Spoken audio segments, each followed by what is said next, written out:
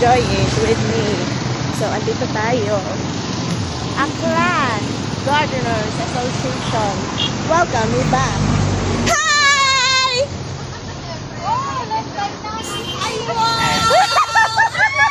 Miss you, darling! Hello!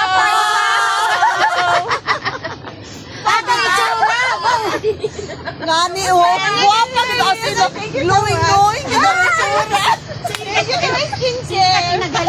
Babay mo na. Hi guys! So, ito yung ating mga platita friends. Aklan Gardeners Association. Ay, nakabidyo, tagalin na. Hi guys! Dito tayo sa garden ni Mami MJ. Mary Jane New. O, diba? Variegated African Talisay. 10,000, 12,000. So, ganito siya kataas. Wait, ano tayo? Ganito siya kataas.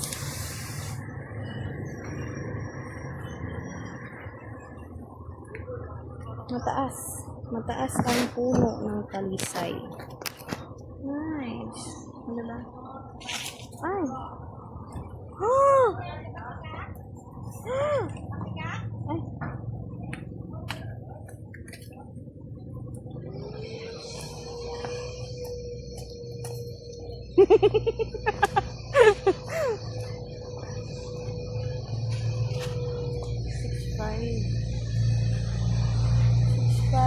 Six five.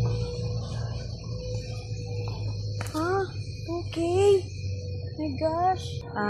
Regular African Talisay. Yung kulay green. Price niya cost 2,000 pesos. Alright, I'm back guys. So, kakagaling ko lang ng barangay hall for the barangay certification. Kasi nga, I'm processing yung ID para sa RSBSA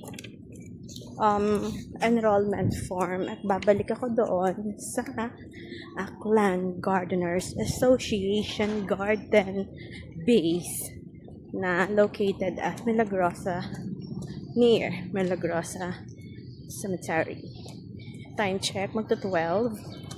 I'm good. Kailangan tapusin lahat to para isang labasan lang. Kasi hindi naman ako masyadong naglalabas talaga. And, yun nga.